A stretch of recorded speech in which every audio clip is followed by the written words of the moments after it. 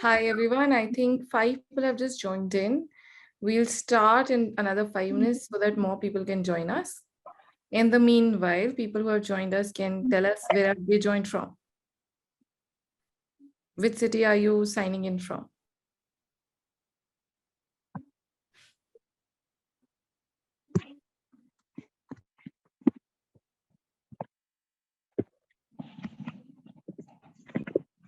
Okay, Joya says New Delhi.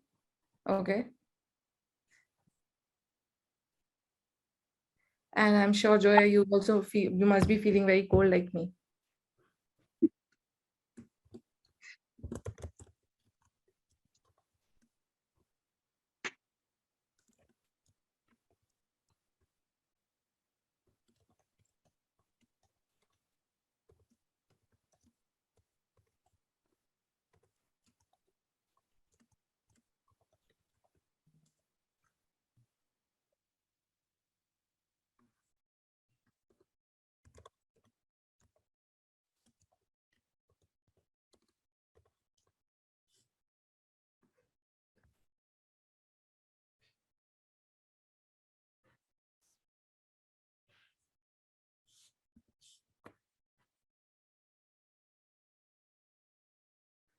Okay, we have Vikas from Kanpur.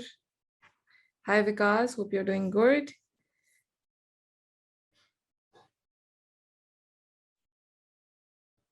Yeah, it's getting Vignesh from Coimbatore. We are always jealous from Coimbatore because Coimbatore has the cleanest air, and the whole country knows how Delhi is. So, so nice to breathe in the nice air. Okay, we have more people joining in. Another 2-3 minutes, we must begin.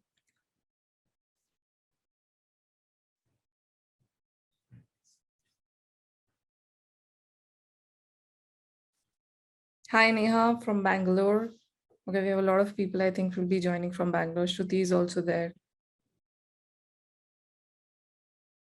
As far as Delhi's air is concerned, Mumbai is fast catching up.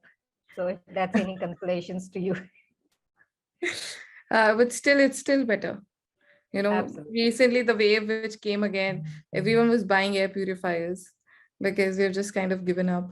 It's got to improve lives. Yeah, Mumbai also has that ozone layer which helps. Yeah. A festival like Diwali or anything which pollutes it even more, ozone layer takes care of it. Yep. But Delhi has the whole industry side of Haryana and everything when the crops are burning. So which makes it worse for us. Okay. I think we can begin. It's safe to begin. All right. Hi, everyone. Welcome to our today's webinar from the Billion Careers HR Next series, which is HR predictions for recruiting, engagement, and retention in 2023. I'm sure you must be all eager to see, because we're all settling in after COVID, and how this is going to change and how it's going to be good for us. So this is currently the 5th webinar. So first of all, let me introduce myself. I am Divya Kapoor. I head learning and development here. And I'm also an author of 2 books called Love Has Its Various Ways and Her Wisdom. Both are psychological freedom types, which is available on Amazon. So without further ado, let me introduce our key speakers today. We have Prakash PV, who has almost 2 decades of corporate experience. And in the last decade, he has been a co-founder, chief people officer at Prana Healthcare. Prakash is focused on creating a positive working environment and creating cultures that drive success. He enjoys challenges and has remarkable experience in growing the organization as one of its founders. As a result, he tries to make one of the best places to work at. Leading organization, developing cultures, and building capabilities are his key areas of expertise.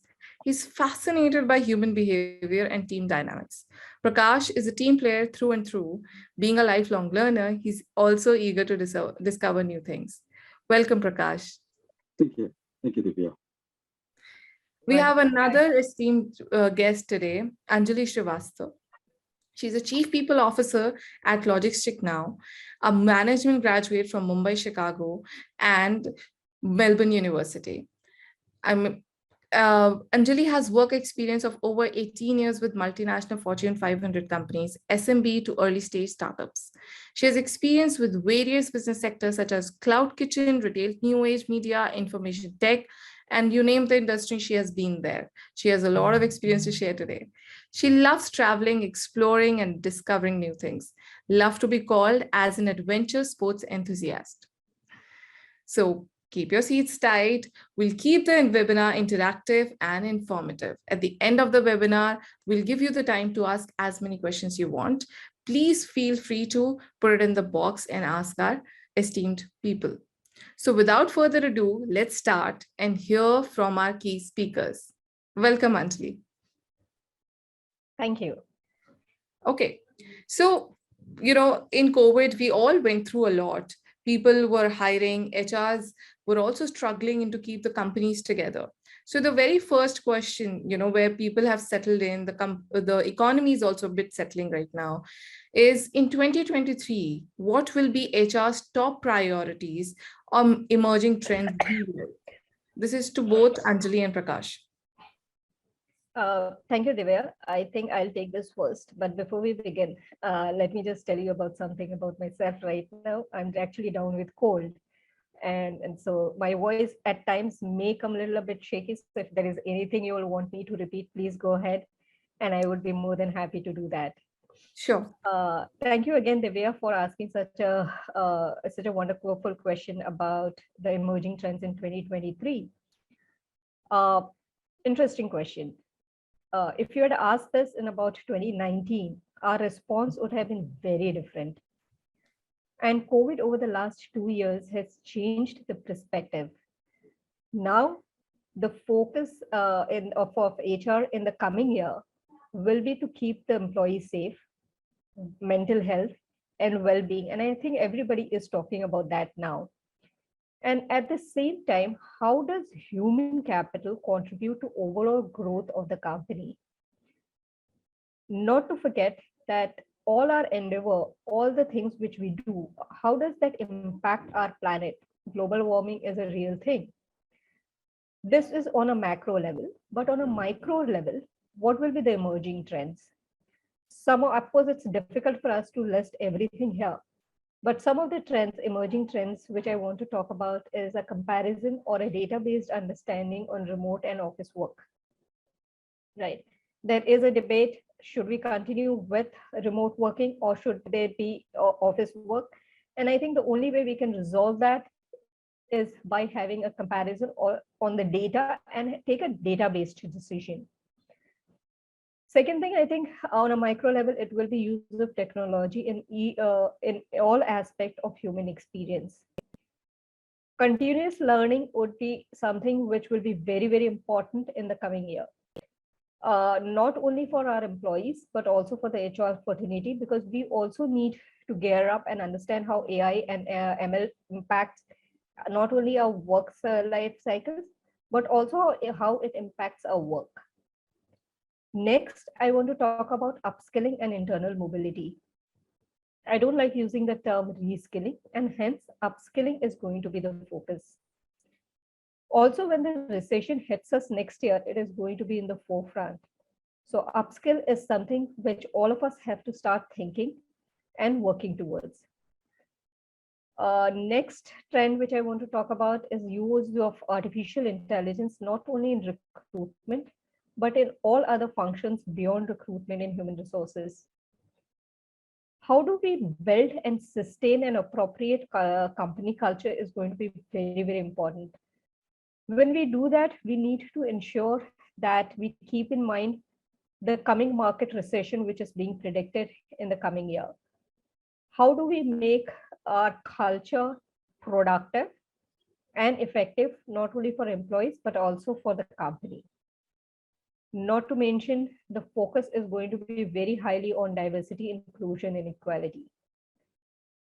All our efforts, what we do, we have to ensure that we have a wonderful employee experience. How do we increase our retention effort is going to be in the forefront. I can add a few more, but let me take a pause here. Over to you, Divya. I think Anjali rightly said, because, and I'm sure Prakash has a lot more to add to this. With the changing terms right now, how AI and ML is affecting, the best thing I think is to do is to be proactive, as you have rightly gauged.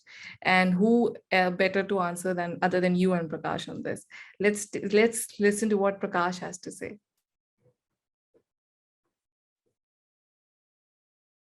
Prakash, you're on mute. Thank you. Thank you, Divya. Thank you, Anjali. Fantastic points.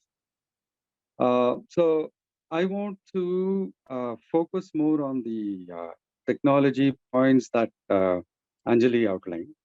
While we speak about empowering our employee organizations, employees, while we speak about their well-being, their mental well-being, and so on, we also have to keep in mind that the HR team are also human beings, and we need to worry about their well-being as well. So that is where the tech can help in many ways. For example, if we have say a chatbot where the employees can communicate with the HR through the AI chatbot for questions that are most often repetitive in nature. And sometimes employees in the midst of accessing the information may not have that patience to log into the HR portals and go through the documentation and might expect instant communication. So these are the areas where the chatbot can help and then answer those questions. The second point is how can we encourage our employees to communicate openly? So be it their own well-being, be it the relationship that they have with their managers, be it the relationship that they have with the business owners. So I think technology is going to play a big role in the coming year. Thank you so much, Prakash. I think that's rightly said and covered about the tech, because technology is ever advancing. And of course, that is going to be the way out. Yeah. So here comes, following this, here comes the second question to Anjali. What are the ways to enhance overall employee life cycle? Because, people are facing retention issues. There are many things happening in the HR cycle right now. So what would you like to say? As an HR professional, part of our job is understanding the employee life cycle and how it impacts overall performance, engagement, and retention level in our company. In my opinion, there are three phases that every organization should consider when developing an overall employee experience strategy. First, it is to align your employees' experience with your purpose, brand, and culture. Second, focus on the 7 essential stages, which I will touch in a very short way, of the employee life cycle. Third, remember the core needs at the heart of every stages of the employee life cycle. The employee life cycle identifies 7 major stages that employee needs to get right within the employee experience. These landmark elements contain both key milestones such as attraction, as to how do we attract the right candidate to the organization. Onboarding on first 30 days is very important for an employee life cycle, and hence onboarding becomes very important. And not to mention the exit level. And also continual demands such as providing an engaging workplace, managing performance, and developing employees. They capture the most significant employee-employer interactions that shape employee perception. For organizations just beginning to think about their employee experience, examining the 7 stages in the context of your company culture is a good place to start. The employee experience must be well thought out and activated with each of the employee life cycle stages. Employee experience is something which I feel it is much closer to that of an consumer experience. One negative experience in the process create problem throughout the system. And hence, how do we may ensure that we don't have negative. In case there is, we should be in a position to address it immediately. An employee framework takes all these elements into consideration while forming talent strategy.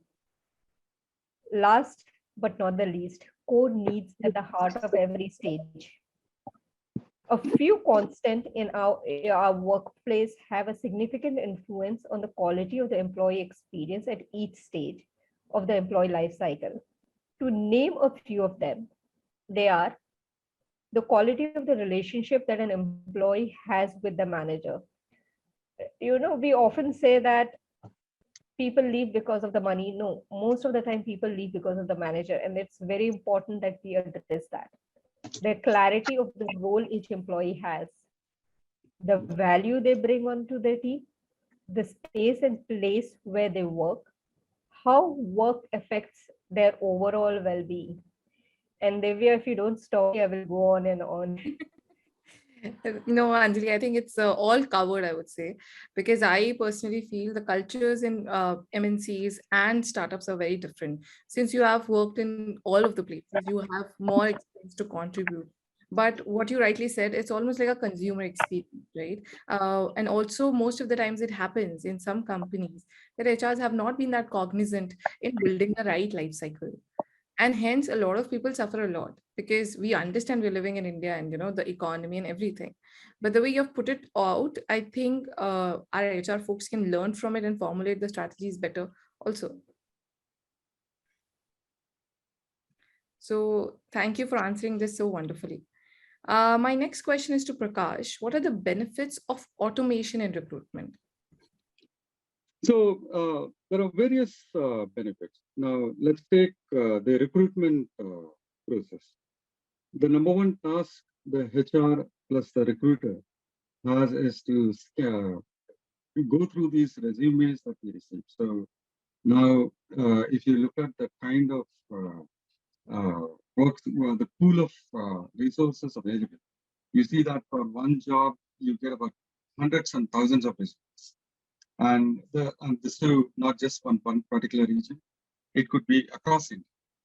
Now, where is the time for the HR to go through these resumes one by one, see whether they actually qualify for this particular role, and so on. So, to help and aid the HR, the number one tool that needs to be implemented is a screening of resumes. So now, using machine learning models, you can feed in data. That data aligns with what the company wants to is looking for in the applicant job, and then map it to the terminologies that we want to see in the resume. So this helps, this aids them. And then a job that requires, say, 24 hours to do for the HR, this tool can complete the job in about 2 hours. So that is one area where the automation is going to help, and it is already being implemented.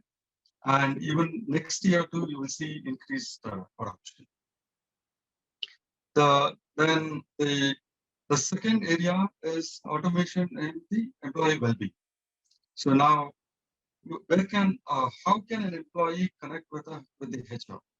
Now the HR cannot be available 24 hours. So now you make that accessible through our AI tools, say the chatbot that I mentioned earlier. So the employee can reach out to the chatbot, and then you can connect that chatbot to, say, various third-party providers. Let's say, be it counseling, be it medical health, be it mental health, and so on. So I see. I'm going to predict that this is going to see increased adoption in the next year, and then we will also move into an area where the HR gets into the picture only when the AI tool has determined, based on the machine learning models, that this is the right fit. So there is one additional step that is going to get implemented very shortly, which is AI video interviews. So instead of HR doing the first round of interviews, these employees or applicants can be given a platform, access to a platform, where they open up their camera and then they start talking about their experiences, answering questions that the managers or the HR will have. So during this video interview, you can map, say, the tone of the voice, the demeanor that is displayed in the video, and then see whether they're actually a culture fit. So this is going to aid the HR professionals greatly. So these are my tips. So you're trying to say it's a welcome change of the automation happening because it's kind of saving on time for the people. So people That's can correct. focus on more work. That's one. Second, That's when correct. you say AI would be adapted.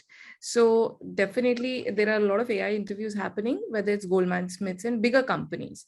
But you're saying it might become a norm in the smaller sectors also. That's correct.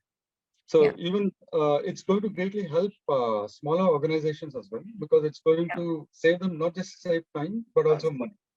And at the same time, they have an additional tool that helps them map the applicant's data to what the company actually needs.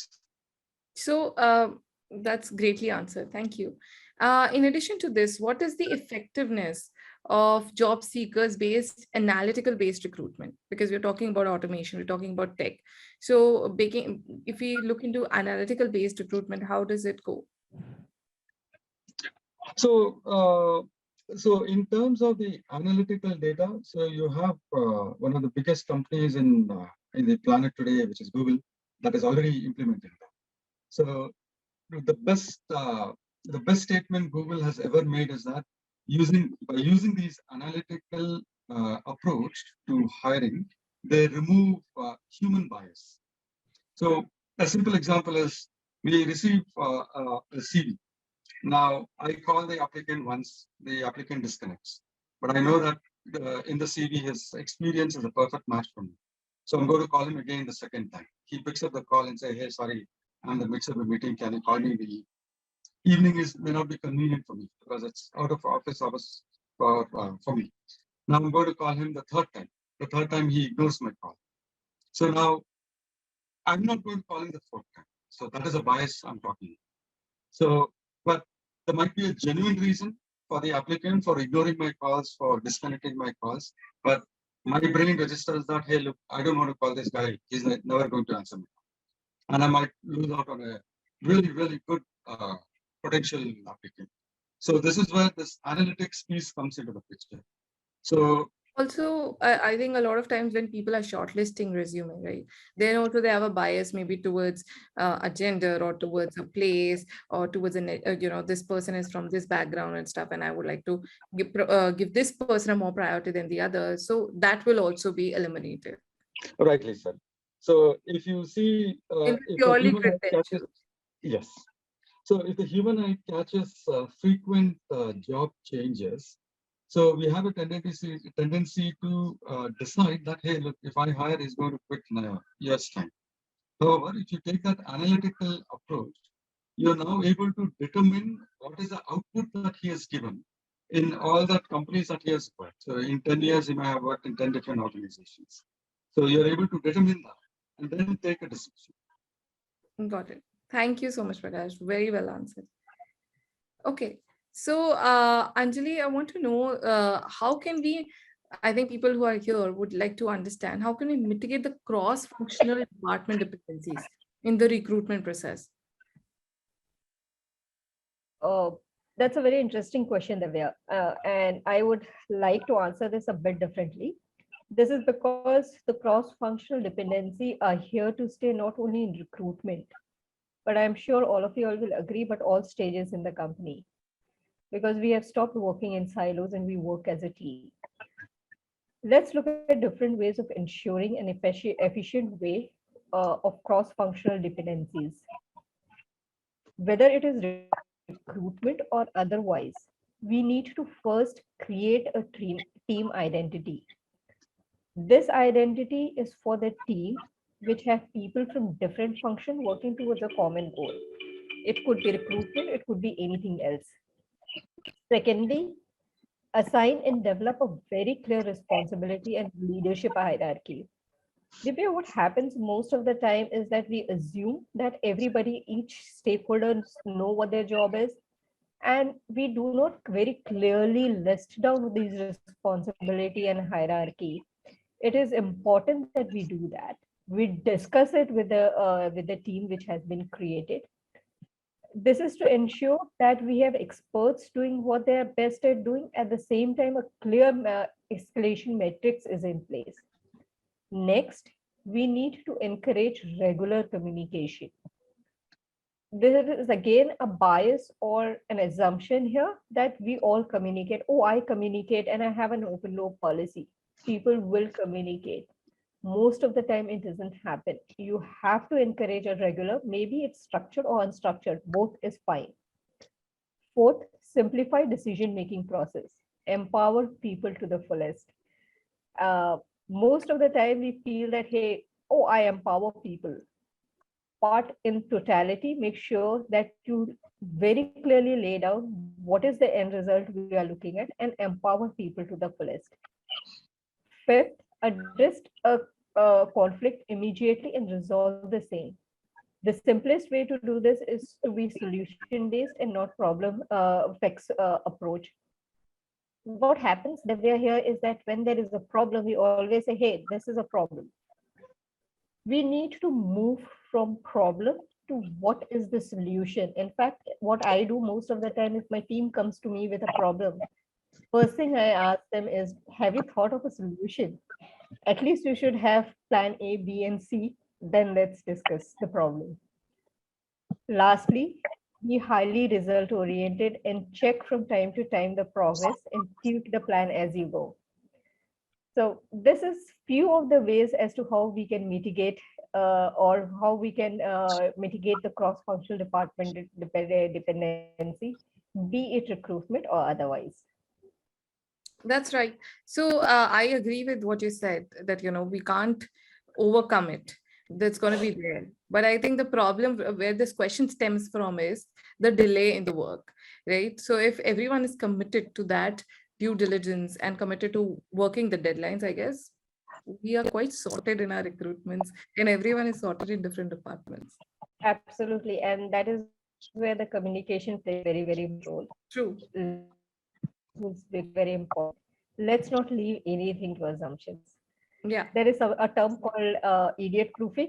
I think it's time for us to go back to that. I guess so. We must.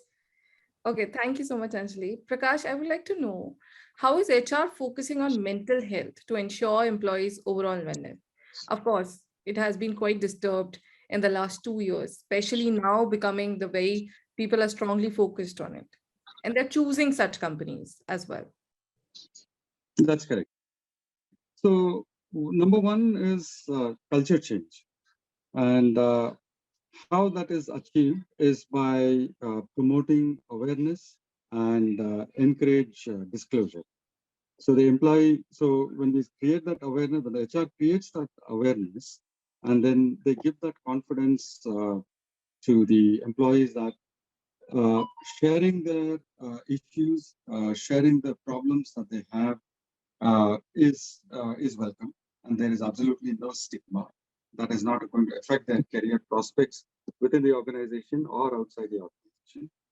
So this is sort of I would say a sales pitch for any HR for their recruitment.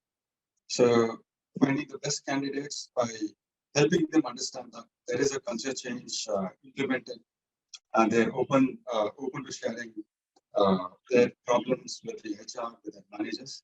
So employees tend to um, lean towards joining your organization. So the second part is trying to see how best we can work in a sustainable. So that involves promoting autonomy. Then while you promote autonomy, you have to establish boundaries. And then you have to create norms for communication. And then you also have to determine how quickly is that urgency addressed. So these are the norms that needs to be established and shared, which is already happening. And then So it's a critical component in the mental well-being is always a flexibility. So now, either you give them a work from home option, but they are with the flexible part component being that they can visit the office whenever they want to, or you can split the week and say, hey, work 3 days at home, come to the office for 2 days. This is a 5-day working schedule. And you say there are some employees who prefer office work only, and they may not prefer a hybrid model. So you need to create a safe environment for them. And then lastly, empathy. So when we say empathy, it's not HR personnel are not doctors, nor are they uh, what do you say the right kind of people to reach out. But they are HR is in the unique position to help someone by listening to them and helping them with the journey of healing. So to sum it up, HR today has become the support system for any employees well-being, and they will continue to do so in the coming years. That's true. Also, I think it's time, US has been into emotional well-being, and we are also picking up after that, where they have this counselors assigned also, where, even if they are working from home, or like a lot of companies are going to different companies which are entitled to be your friend and stuff, where there is a weekly call, because the human mind goes through 84,000 thoughts a day. We might not be the problem, right? The work might not be the problem. It could be anything, but taking care of it can help the work environment. Why not? Yeah, that's correct. Okay, thank you so much, Prakash. Very well answered. Okay, so the role of work from home and hybrid models in current recruiting scenarios are changing, right? Some people don't want to go for companies which are asking them to come. Some people want a hybrid model. It's quite now, people have an option, which before employees knew we have to go to work. So how do you think this scenario is going to develop eventually into? So if you consider, say, the first lockdown in 2020 and through 2021 and 22, HR actually is in a better position now because they have access to a global talent. So now, if once that this is acceptable by their organizations, they have the ability to invite, say, freelancers to come and work in their office only for the project, or they can encourage employees to work full-time remotely. And this has given them, say, not just access to a pool of it's not just access to resumes, but it's a talented that I wanted to call out.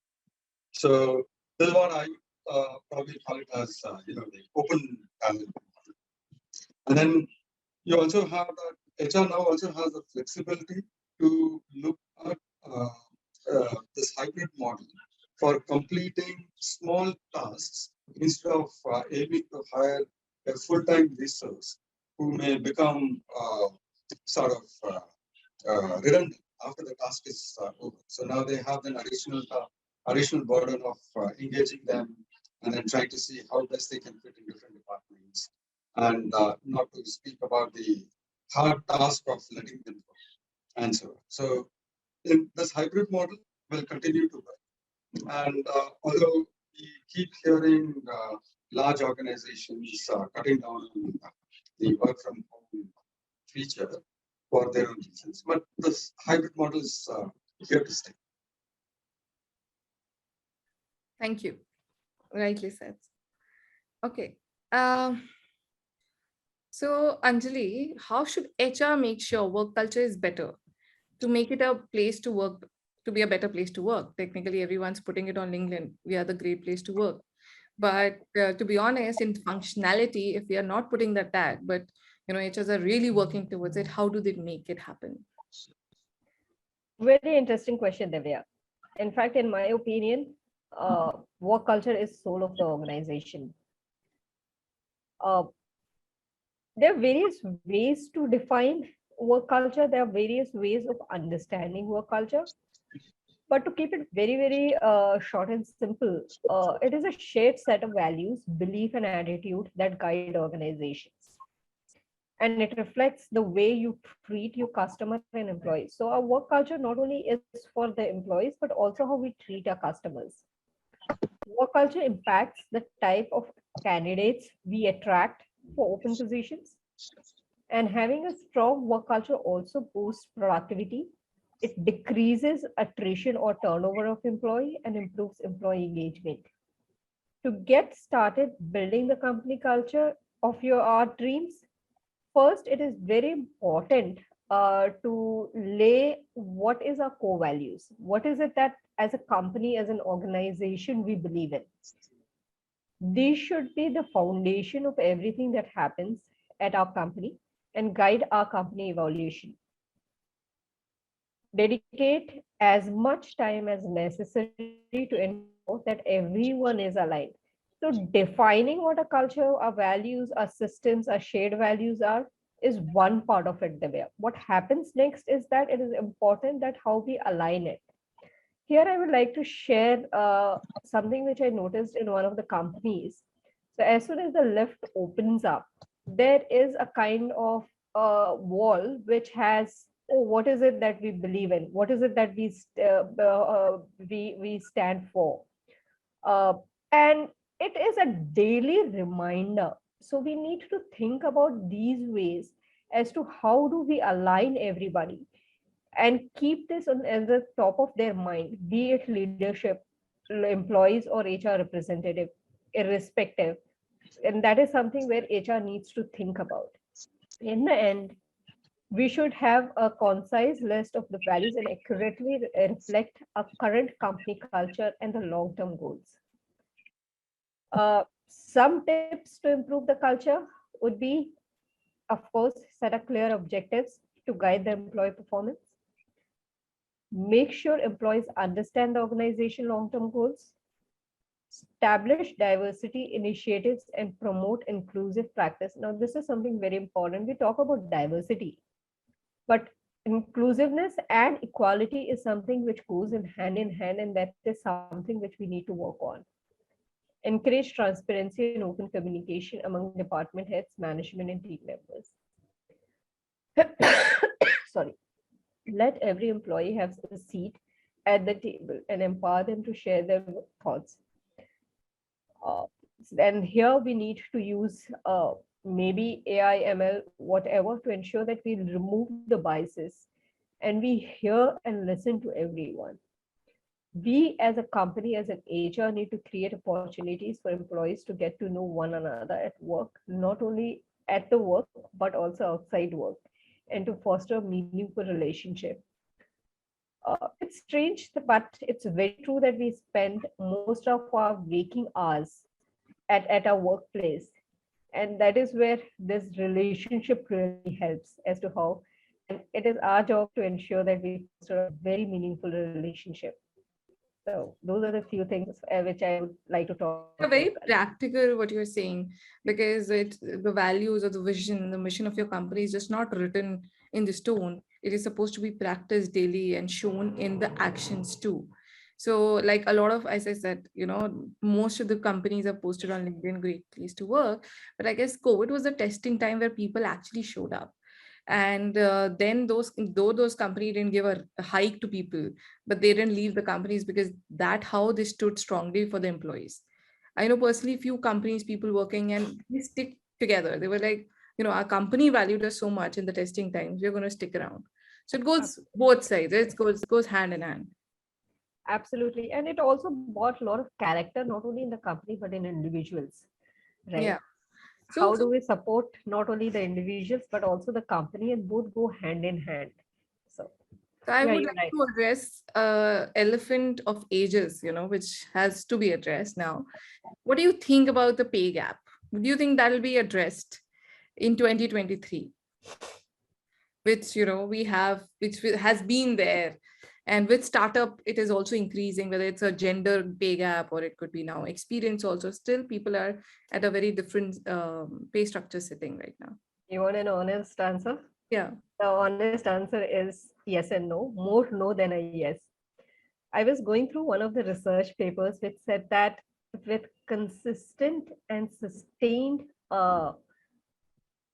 effort from each person and each efforts which we put in, we may attain pay parity by 2059. So if you're asking me in 2023, the answer is definitely no. But let me address the pay gap. If not, it is not only an important to start the discussion, and this is where the way we all have started the discussion. But to bridge that gap, it is very important that we start implementing the decisions which is made in these forums, because there are so many different factors that influence pay gap, that there is never going to be one solution to the problem. It is going to differ from company to company, from industry to industry. It is going to be different from geographies to geographies. That said, there are a variety of different strategies that could significantly increase pay parity uh, between the different maybe gender, age. These include, of course, having a very transparent pay practices. One of the mistakes which we mostly do is that, okay, so what was your last salary draw? And we negotiate on that. We have to move away from that mindset. And now we should talk about, oh, I'm going to be hiring you for this particular role. And this is what the pay packages are. So these are the most practical things which we need to start talking about and thinking about. Making these changes at the individual, company, state, and national level would go a long way towards achieving this equal pay at work. Hopefully, the wage gap will be overcome, but until then, there's plenty of work to do. Understood. Thank you so much for answering it in such a beautiful way, I would say, though it's not very positive, but yes. Okay, so a Gartner quote says, Prakash, that there's also potential to use metaverse for workplace learning and training. What's your take on that? So metaverse feels different, looks different, because it's a combination of virtual reality and augmented reality that makes the virtual world look as close as possible for the physical sort of a substitute. So both from the HR point of view, from the learning point of view, we are a long way. It's going to take some time, not just for the adoption part of it, but even for the metaverse to evolve. So currently, if you say you're able to log in and have a board meeting, and using augmented reality, you're able to contribute to, say, product design, there could be a sales presentation. You're able to contribute in real time. That's captured for all participants. Then you also have these collaboration tools. Meta's own collaboration tool called as Horizon WorQ. And then you have Microsoft Mesh. And then there's another startup called as Frontline that's trying to take the how do I say, the benefits of virtual collaboration much beyond Zoom, Teams, or Google. So it helps workers brainstorm, discuss, interact with one another in something called as there is one area where the metaverse has already taken giant steps. That's in personalization. And in personalization, the number one beneficiary is the retail sector. So these are e-commerce websites, these are retail stores from fashion, electronics, anyway. So, Prakash, can you be a little more clear? It's a little difficult to understand. There's some voice disturbance. Yeah. Oh, is it? Okay. So I was saying that the metaverse in the HR world is going to take some time to implement. Similarly, in the learning module as well, it's going to take some time. Although we had the opportunity during the COVID times, many preferred logging into Teams and Zoom calls just because of the bandwidth issues, one, and second, the availability of the product itself. But however, in the personalization space, now talk about retail industry. So metaverse is a great fit over there, and it's going to take some time for a wider adoption in the other segments. Rightly said. Thank you so much. I think you guys have shared a lot of experience. Now let's just open the room for attendees to ask questions. So everyone, the room is open for you to ask questions. Anjali and Prakash have shared their insights and we have learned a lot here. Let's see, what's the first question? Okay, so there is a question from Rakesh. Says, I think companies still haven't sufficiently made the onboarding digital. While there is a lot to talk, what would you suggest is the best practice to create a great digital onboarding experience? I think Prakash, you can take that. Thanks, Divya. So, with regards to onboarding, I think we are there. A lot of the innovation that has happened over the last decade has made things easier. And now with the adoption of technology, so our onboarding technology itself is actually one of the tech stacks of the HR group. And as you see, the implementation of these technologies varies from company to company. But startups these days are much more nimble, and they are taking that lead in comparison to the your known giants of the world. Got it. Hope Prakash has been able to address your question. Okay, let's see. More questions? Are they going to Q&A by any chance? No. Okay. In the meanwhile, people ask more questions. So what do you think about the prediction about recession in 2023? So there have both, it comes to both of you. There has been a prediction that we'll be into a recession. And what do you think HR can do to eliminate unnecessary firings? Because when recession will come, people fire left, right, center. And it has been kind of a trend this year also, where people have done that in startups and different companies. What do you both have to say about that? Prakash, you want to go first? Should I go first?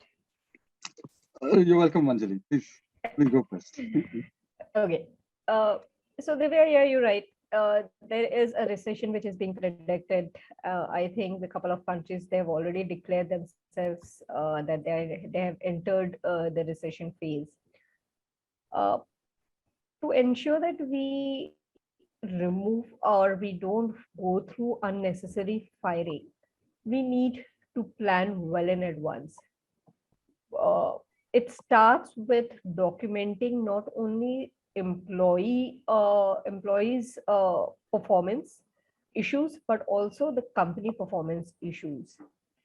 We need to also think about how we allocate this resources across the organization. During recession, it is going to be scarce. It's very important that we allocate these resources, be it manpower, be it any other resource which will contribute to the productivity of the company.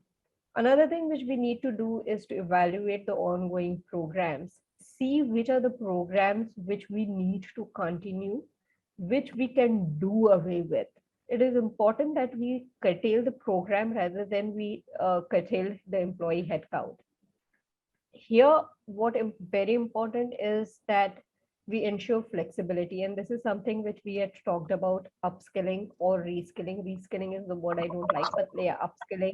How do we help employees upskill to do multitasking and be flexible within the organization? That is, we encourage internal mobility. Another thing which we need to take care of is optimizing outsourcing, right?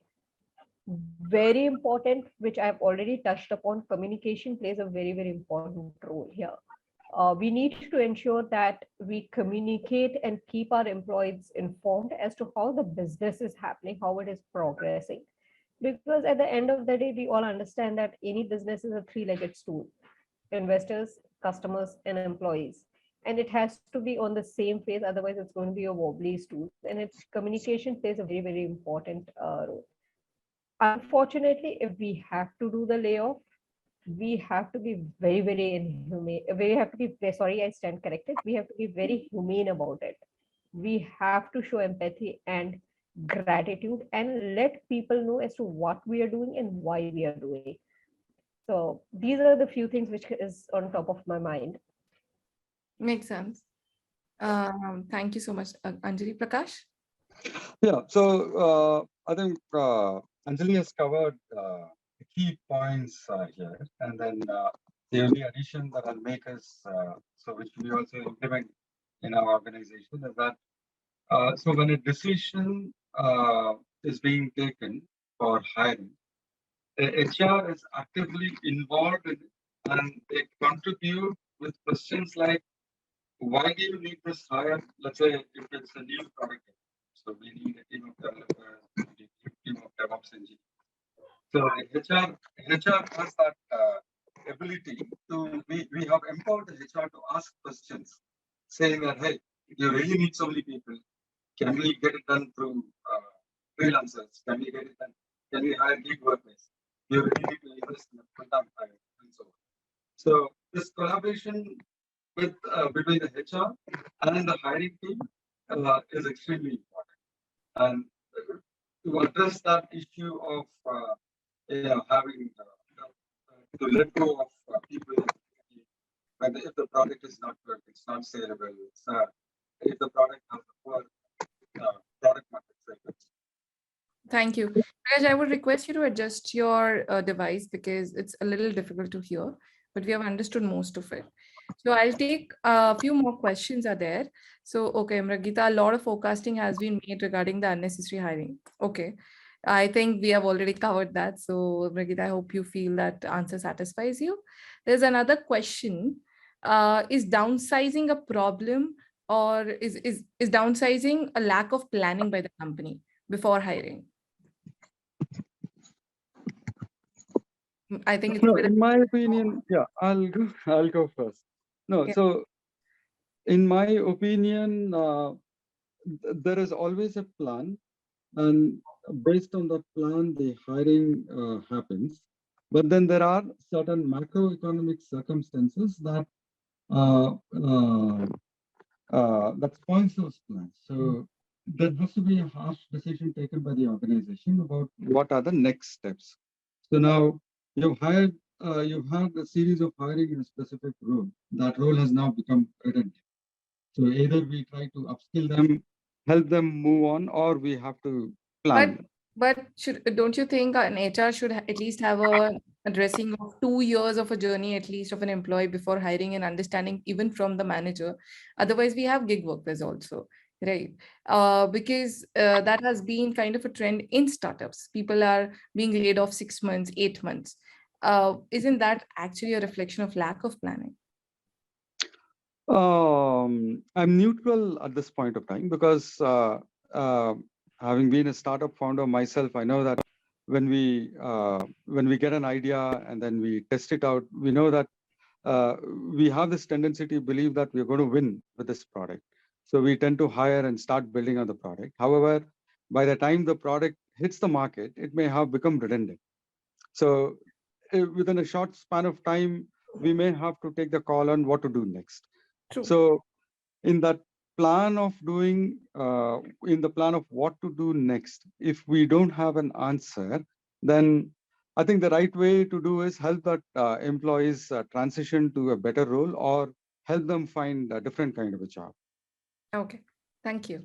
So next question we have, Anjali, is how to address the supply gap of gig workers, blue collared workers, which is going to increase rapidly in the years to come, with the people in two-tier cities joining good colleges for degrees and vocational courses. That's a question by Murli Sridhar. So what happens here is that yes, with tier 2 or tier 3 cities, a lot of educations, people joining the colleges, and I agree that it will be there. But blue collar jobs also is a skilled job. It is not an unskilled job. And that is where skilling plays a very, very important role. And HR needs to not only prepare for that, and one of the ways of doing is that when you hire a person, you should have a very sustained thought of training program to develop them, to deliver what you have hired them for. So I'm sure everybody would agree here that you never get people off the shelf. You hire people who are 50 to 60% there. The rest have to be developed. And this is a responsibility of an organization to develop and fill that gap in. Okay. So a couple of more questions. We have one more, Anjali, this goes to you. So Madhukar is asking, I'll just put it in the right place. Yeah, in case, if you're not able to hire a particular employee, you're exhausted your resources, but hiring is on the line, what should a recruiter do? What's the smart way out when all hard work has been exhausted to hire an employee? Uh, No, okay, can you that's just a question for So Anjali. Yeah. Yeah, so if you have if you have exhausted your profiles for a particular role, right? And it is not suiting the particular job. How do you hire for it? Becomes like, oh my God, I have seen 200 resumes, but it is still not being sorted. How do you find the right employee for that job? What's the next way?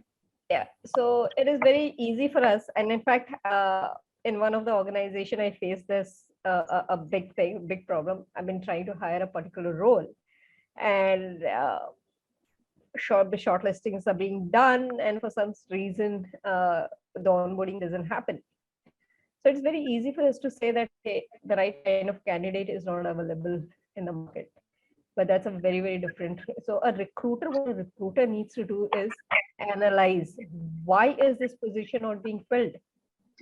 Why is it that there is a problem? The problem could be at the company end. The company is not very clear what they need. Or the problem would be at the final decision maker's end, that he or she wants a particular fit, right? So how flexible can you make that opening? And then look differently. And again, as I said earlier, you should aim to hire people who are 60 to 70% ready. The rest you have to develop and as you go. So the recruiter needs to first analyze the problem, look at objectively, understand what the problem is, and then address it. Rightly said. Thank you. So, it is specifically written. My question is for Prakash. Can you give 3 tips for employee retention in the coming year? Sorry, Divya, can you repeat that question? It says, can you give 3 tips for employee retention in the coming year? I think that will be our last question. But please go ahead. So the first is employee engagement. So how often do the managers spend time with them uh, outside outside the purview of the work? So I'm not talking about outside the working hours. The 8 hours, 9 hours, 10 hours that we spend in the office. So what is the effort taken from the manager? That matters. So you need to build that relationship with these employees and understand why they are in this particular role, what they want to do in the future, what is their plan for the next 2 years, what is their plan for the next 5 years, 10 years. Is this job actually going to help them achieve these goals? Second is be empathetic. So it's very, very critical. So if we don't display or demonstrate empathy towards our team members, we come across as cold-hearted, and we come across as angry bosses, and this stops that communication flow. So if the employee may have some might need genuine help, but he will choose not to discuss that because of our lack of empathy. And then the third part is always about it's always about their personal life. Although I would not have recommended managers and employers to step into the employee's personal world. But after COVID, I think it's a great way to win them over by asking them to open up if there is any personal issues or personal incidents that the company or the manager can help them with. So I think these three things are going to hold steady even in 2023. So true. Right. I hope that helps whoever wanted these tips. Please put it into action. So we have one more final question, I think, and then we can close this. Companies which have a policy of 3 months or more notice period, does this policy benefit both employees and the organization, or how does it work? Anjali, No, maybe. it doesn't, according to me. Okay. And Anjali, what do you think? I differ here. I would say that it helps because an individual is not just an individual contributor. He or she is working as a team and is responsible to deliver something. So it is a mutually agreed policy that yes, there has to be a handover, a clean handover. And the organization the employee is going to go, it also demonstrates that he or she has stayed back and given a kind of a handover, a decent handover, so that the continuity of the work is there. Rigidity of 3 months is something which I agree with Prakash that we should not have. But once a decent handover has happened and both the parties are happy with it, I don't see a reason why it cannot be settled or handled amicably. Thank you so much. Very well addressed. Prakash, you wanted to say something? Yes. So just to expand on my comment. So if an employee walks up and says, hey, I'm going to resign, it may without any discussions prior to taking the decision, then it means he or she has already decided to move on. So in my opinion, we should not hold them back and then have a plan in place much in advance as part of the HR policies that if a person resigns, we need to let them go in 48 hours and give them that confidence that, hey, look, this is not a negative part. There's just an encouragement. We want you to grow. We want you to succeed in your careers. And then let the person go enjoy. Let them take the settlement amount. Let them have fun. Let them take a break for a month before they join the new company. And they will remember. And the next time when you reach out to them and say, hey, do you want to come back? We have a appropriate job position. I'm sure they wouldn't think twice. They would happily come back to your fold. I think that's quite a positive note to end on. Thank you so much for being so informative and bringing very practical examples to the table. I'm sure all the attendees had a lot to learn and take away from today. As it is said, if you want to learn something, engage with more people because they've lived so many experiences, they'll always part something into you. So today we are taking away a lot of experiences from you, and I hope we all implement and execute in the proper fashion. Thank you so much, Anjali and Prakash, for taking out time and giving us your precious time in teaching us so much. Thank you so much. Thank you, Divya. Thanks, everyone. Thank you, everyone, for joining in. It has been a pleasure. Thank you.